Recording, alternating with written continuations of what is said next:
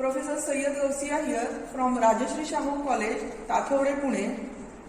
Today I am going to deliver this video on introduction of different component of industrial building with the help of model which is made by one of my student. So the aim of this video is to study different component parts of industrial shed. After watching this video, the student will able to identify different component of industrial shed, and again they can learn what is the main important definition regarding this. So let us start, students. First we start from top. This triangular part is known as roof truss, which is made by 4 members. This vertical member known as vertical post, inclined member sling, and the short vertical member strut, and this bottom member is known as bottom cord or tension member. So in this manner, roof truss can be made by this 4 member. Just see, this is the channel section. Here and here, this channel section is known as purlin. This may be a C shape, maybe I section, or maybe a angle section as per load coming on that. Just see here, this purlin can move along the width of this truss. Just see this, and this is the purlin is a flexural member which is used to support this roof covering. So just see, this glass is nothing but the roof covering which is made by GI sheet or AC sheet. This roof truss is supported by columns, and the whole industrial shed is divided by number of trusses, 1, 2, 3, 4. So this spacing between these 2 trusses, it depends upon the economy of truss. So suppose the width of this building is 60 and spacing between these 2 truss is 4 meter, then number of trusses are 60 meter divided by 4. So total 15 trusses are provided throughout plus 1 additional. So total 16 trusses will be there in 60 meter span. Now let us discuss this part is known as column, and here we have provided 2 channel sections. 2 channel section is nothing but the built up section, and this built up section are joined by this inclined plate, and this inclined plate is known as lacing system. Here we use a single plate, so is a single lacing is there. If we provide another plate which form a X shape, then this type of lacing is known as double lacing. So this column can be joined by a horizontal plate, and this plate is known as battening. So column can be joined by number of battening. This is a top battening, bottom out battening, and this one is an intermediate battening. And just see here in this diagram, in this model, which is joined by bolted connections. So the industrial shed can be joined by bolted or welded connections.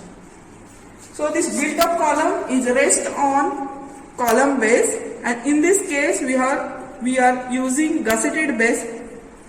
So in that gusseted plate or gusseted base, the different components are, this horizontal plate is known as slab base, and this black plate is known as gusseted plate. This plate is gusseted plate. So this gusseted plate join the column and slab base with the help of cleat angle. So in that, student, are you getting? Now let's go. This column base is resting on concrete pedestal, and below that the soil is there. So the concrete pedestal is resting on soil. So this is the overall structure. Suppose this industrial shed is used for the purpose of storing is that workshop or any manufacturing unit, then there is a requirement of lifting load from one point to another. So in that case, here we provide an additional member.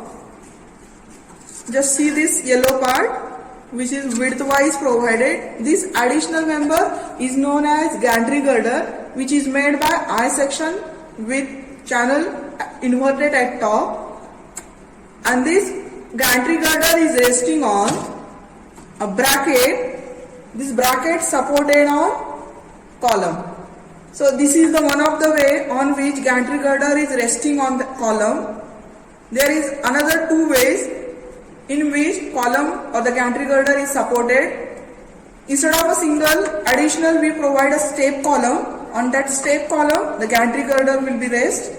And in third way or third case, instead of resting the gantry girder on this, we provide additional column on which this gantry girder rests.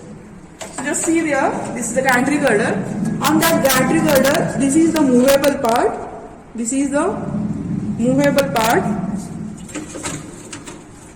This is a horizontal member. This is a horizontal part which is moving with the help of four wheel, which is resting on the top of gantry girder.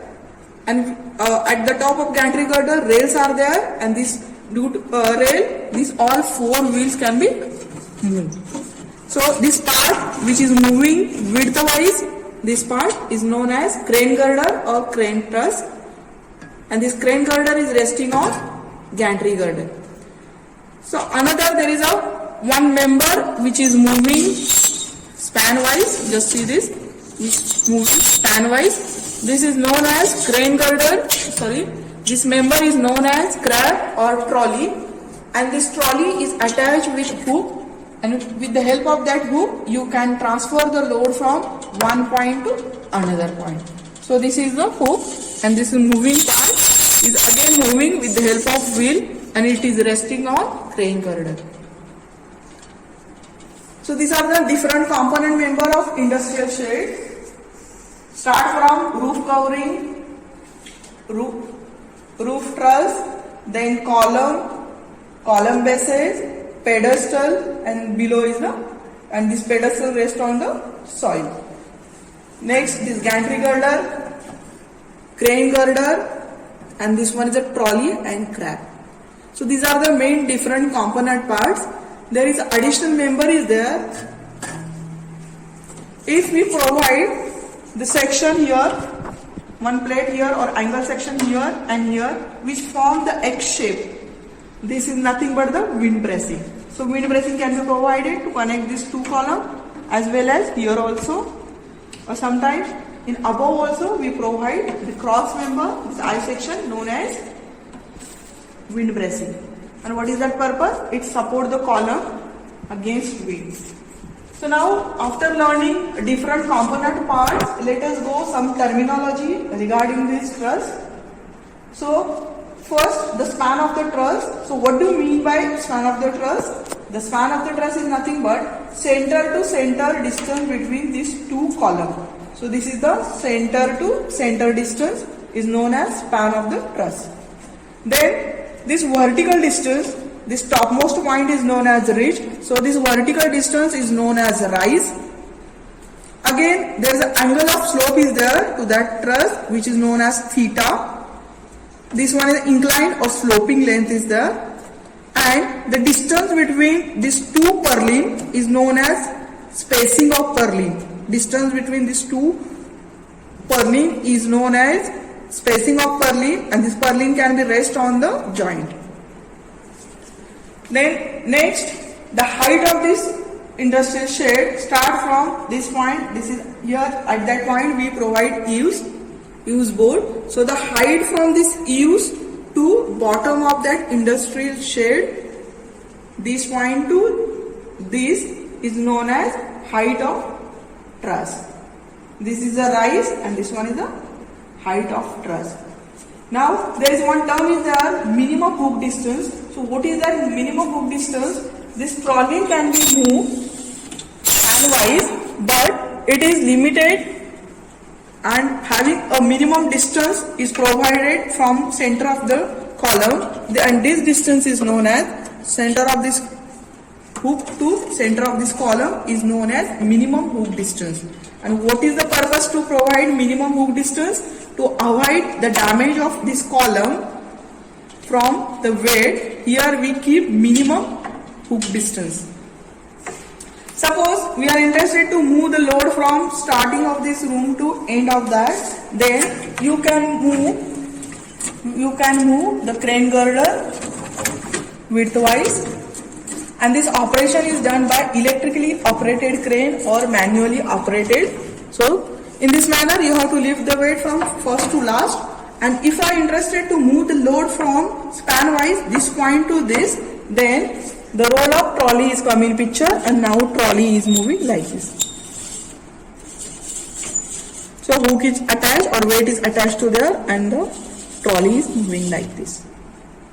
So these are the member, are they working? So is it clear what is the different components of a truss? They are working. Let us conclude. Today we are discussing or study different component of industrial building, their function, again the truss terminology. Thank you so much for watching.